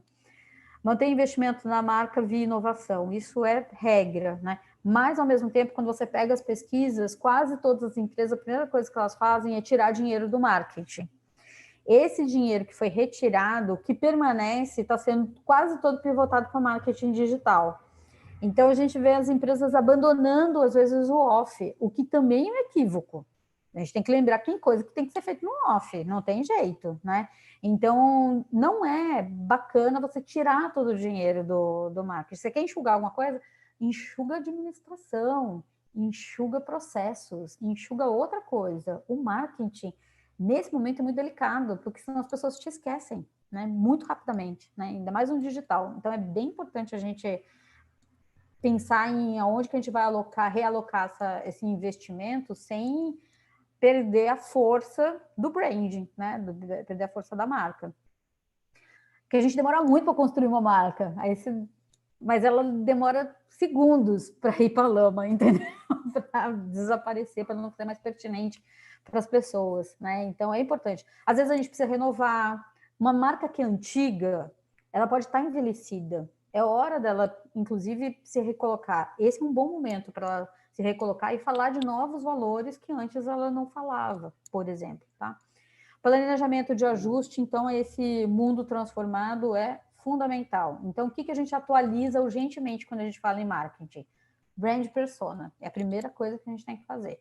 Então, o que é brand persona, para quem não é da área e não sabe, né?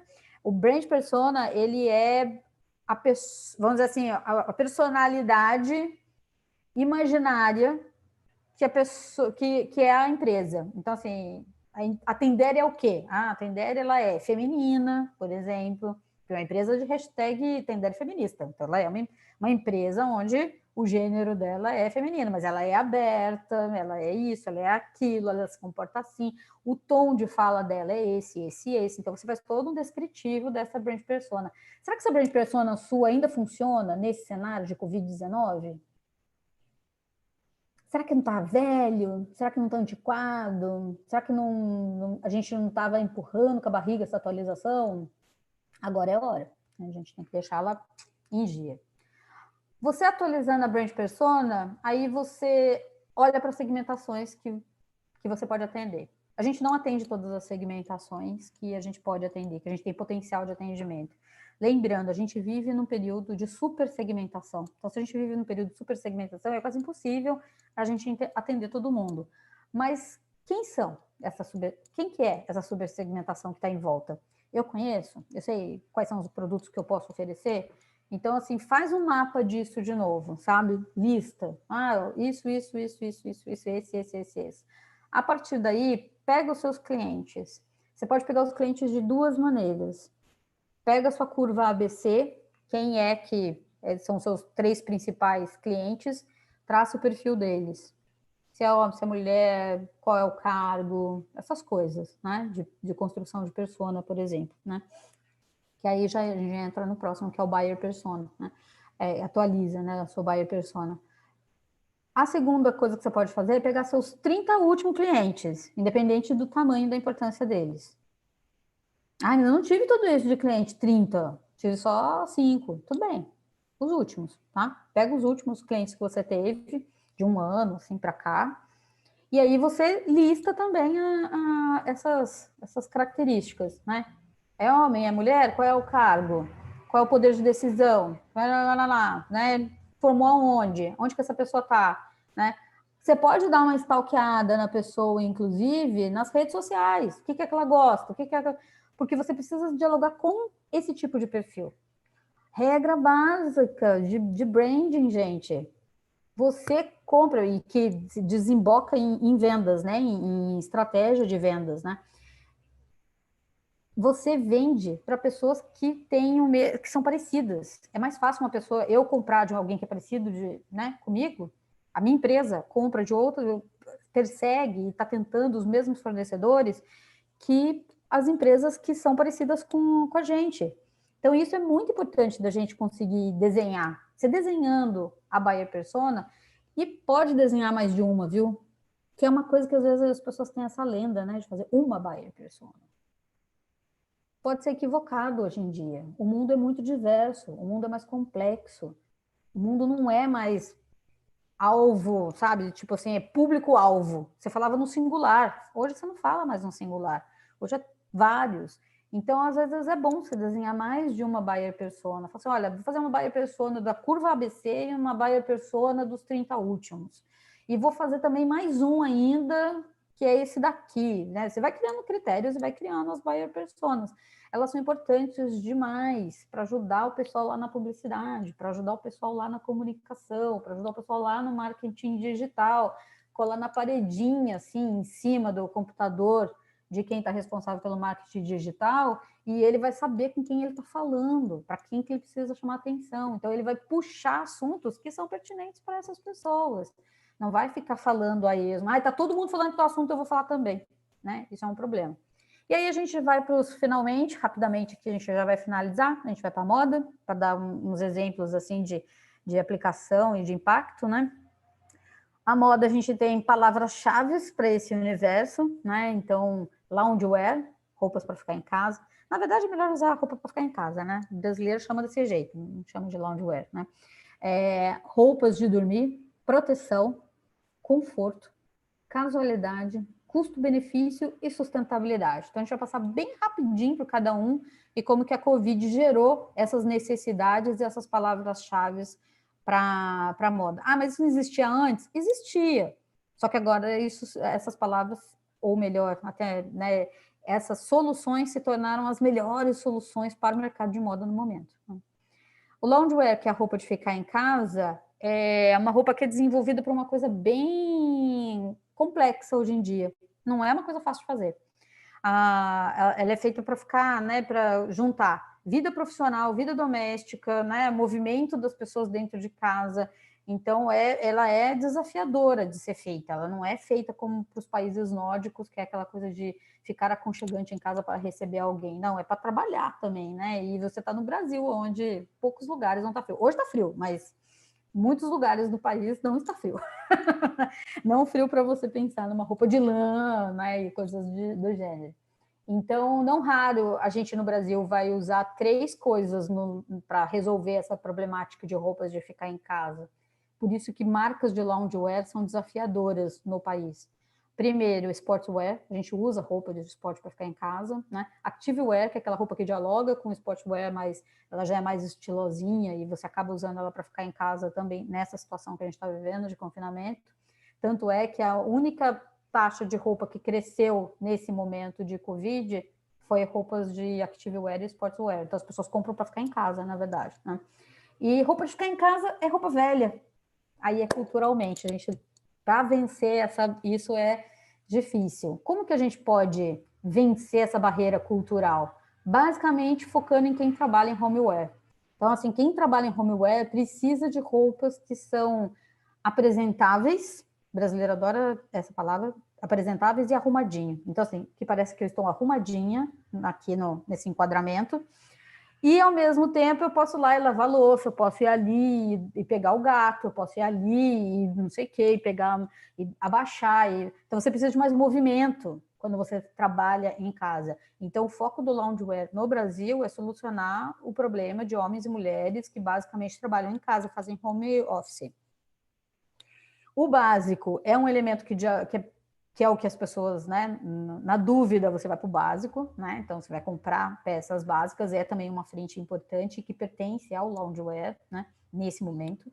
Os acessórios é o que pode expressar as pessoas quando elas estão nesse quadradinho, né? Então, assim, é o colarzinho que eu estou usando, é o brinquinho, é o anel, é o cachecol, é o óculos, né? Então, é a pulseira. Então, é o acessório que consegue fazer a moda funcionar hoje em dia. E a gente tem que lembrar de uma coisa muito importante, não é porque a gente está confinado que a moda deixou de existir. Se a gente está vivendo no capitalismo, a gente vive moda.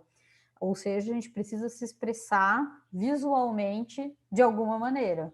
E o visual é da cintura para cima. Tudo bem que eu estou com calça de pijama e chinelo, vocês não estão vendo. Momento Bonner, né? Momento Jornal Nacional de todo mundo agora, né?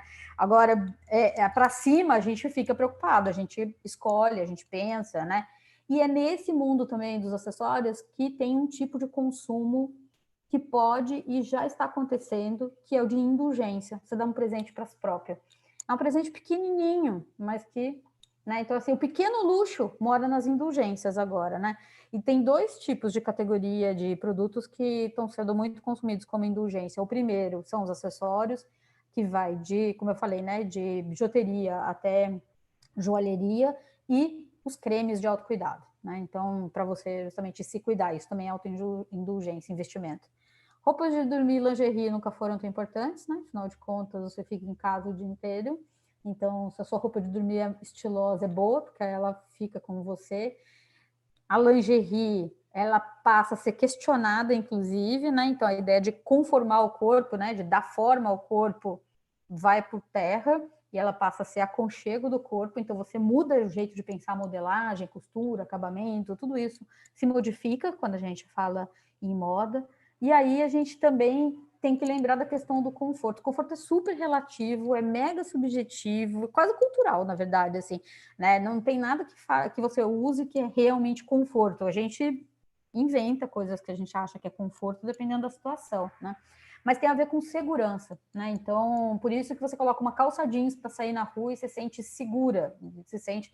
Mas não é nem um pouco confortável. O mais elastano que tem, gente, uma calça jeans tem muitas costuras duplas para ser uma roupa confortável, né? Então, não dá para a gente... Se a gente for pensar só em conforto, todo mundo anda de moletom o tempo inteiro. E não é isso que acontece, né? E mesmo o moletom nem sempre vai ser tão confortável assim também, né? É a ideia de aconchego e versatilidade que constrói a ideia de segurança hoje. E o conforto é isso hoje em moda, né? E basicamente não tolher movimentos, isso também é importante. Custo-benefício é algo que é atrelado à geração Z, precisa, né? Eles já são ruins de comprar. Agora, então, piorou. Então, a gente precisa entregar muito custo-benefício para eles, eles não compram por impulso, então você tem que mostrar que vale a pena, né? E isso acontece em todos os produtos deles. Isso que eu estou dando exemplo com moda, funciona com todos os produtos de economia criativa, de certa maneira, tá? São movimentos que dá para a gente fazer esse paralelo. A questão da sustentabilidade também é um elemento muito importante, né? Então, ser sustentável e ter certificação e tudo mais. Não tenho grana para ter certificação, sou pequenininha, eu costuro a minha marca. Então, a gente pode pensar em relatório aberto ao público. Isso tem consultorias que fazem, consultorias pequenas também, que não são super caras, exorbitantes. O Instituto Ambienta, por exemplo, faz isso, que eu indico para os meus clientes, por exemplo, que eu não faço esse tipo de relatório, mas eles fazem. Então, eles chegam lá na empresa, vê tudo que você faz, como você faz, qual é a produção, não sei o quê, faz um relatóriozinho que você pode postar lá nas suas, né, redes sociais, e fica transparente. As pessoas sabem como você lida com tudo que está relacionado à sustentabilidade, pelo menos ambiental, dentro da sua empresa, né? E para quem não tem nada a ver com isso, nunca pensou em nada sustentável, como fazer isso no mundo da moda, o livro introdutório mais bem construído é o da Helena Salcedo, tá? Mônica, Moda Ética para um Futuro Sustentável. É um livro muito, muito, muito, muito bem feito. Vale muito a pena, assim, para quem tem curiosidade sobre o assunto.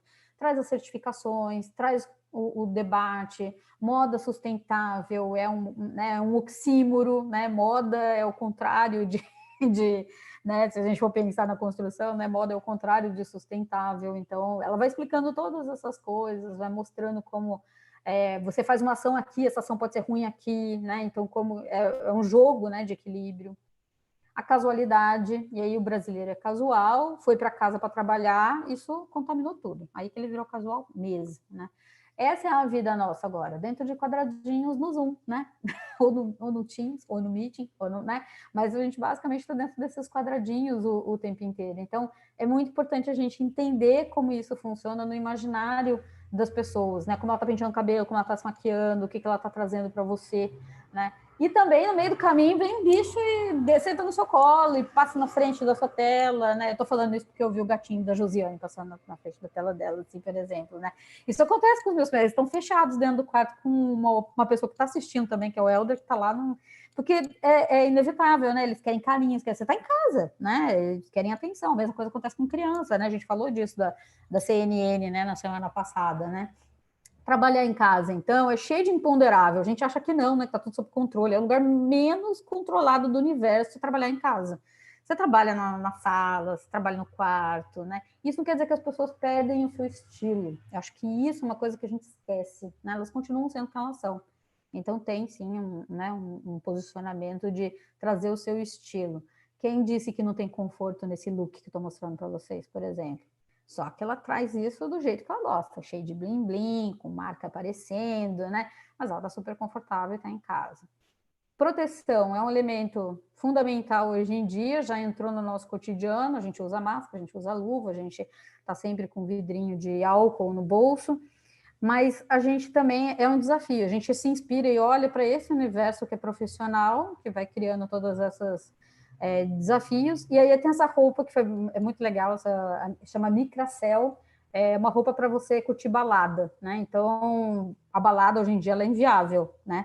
E aí você poderia ir num show com Micracell, por exemplo, porque tudo está ali. Inclusive tem lugares para você colocar bebida, água, né? Para você fazer xixi, não tem problema, fica ali mesmo, é que nem roupa de astronauta, literalmente, né?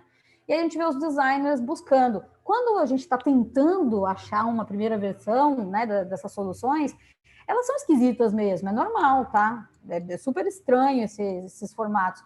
Mas aos poucos a gente vai conseguindo chegar em soluções mais palatáveis, como esses óculos escuros da direita que cobrem o rosto inteiro e protegem você, ou da esquerda que é simplesmente um círculo com 2 buraquinhos que você encaixa no óculos, para quem usa óculos, e protege o rosto todo também. Então, né, você vai... O cotidiano já é esse, já é máscara, luva, né? Então, para a gente concluir, todo mundo cria para alguém, não se esqueçam disso, todo mundo soluciona um problema para alguém, a gente tem que estabelecer contato com os nossos clientes, a gente precisa saber quais são as segmentações e que efetivamente estão ali no mercado e se eu consigo atender. Se a gente já atualizou as nossas buyers persona, se a gente já atualizou a nossa brand persona e rever o modelo de negócios, né? E todo o planejamento estratégico. Então, agora é o momento da gente fazer isso efetivamente. Falei isso já em 2 bate-papos e bato de novo nessa tecla, que eu quero que todo mundo sobreviva a esse momento. Então, a gente precisa realmente fazer isso, pessoal. Então, obrigada. A gente vai agora passar para a parte... se vocês quiserem atender e fazer todos esses serviços, isso fica depois para vocês verem, né? Não esquecendo que na semana que vem a gente vai falar de varejo, depois a gente vai ter o workshop e o seminário em agosto, e vamos pensar nas questões juntos, né? Então, quem está aí, a gente vai, né, a Vivi vai separar vocês em grupos, e esses grupos vão fazer a primeira rodada falando quem é, o nome, a formação, qual é a ocupação atual, depois passa para a segunda rodada, que é a gente organizar, né, essas questões. Um do grupo escreve no chat, e então a gente responde as questões e se der tempo a gente dá uma conversadinha, impressões sobre o evento, e a gente fecha a nossa reunião de hoje, porque é uma reunião, né? Então, bem, é isso. Espero que vocês tenham gostado, espero que tenha ajudado. A economia criativa é muito grande, né? Para a gente fechar em pouco tempo. E a gente vai fazer uma enquete antes de vocês irem para lá. A Vivi vai colocar a enquete aqui para vocês, que a gente vai, enquanto ela vai colocando a enquete, eu vou explicar. A gente vai fazer, então, durante os próximos meses, uma vez ao mês, um encontro de bate-papo futuro.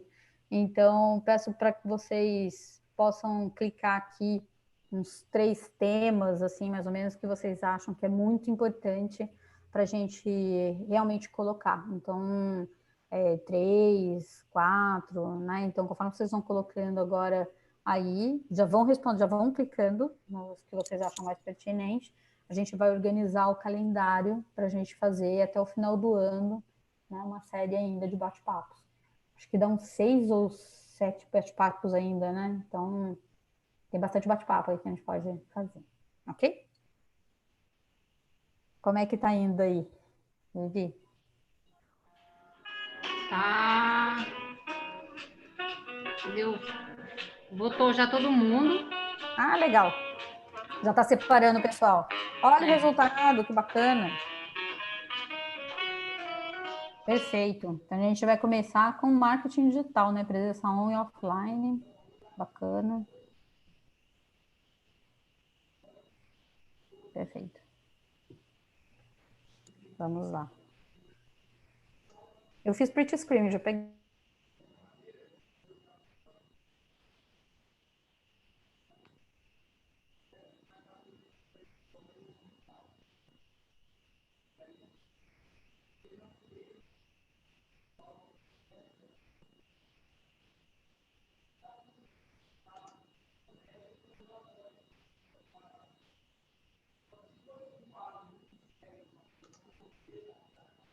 Pessoal do YouTube, agora a gente vai continuar por aqui.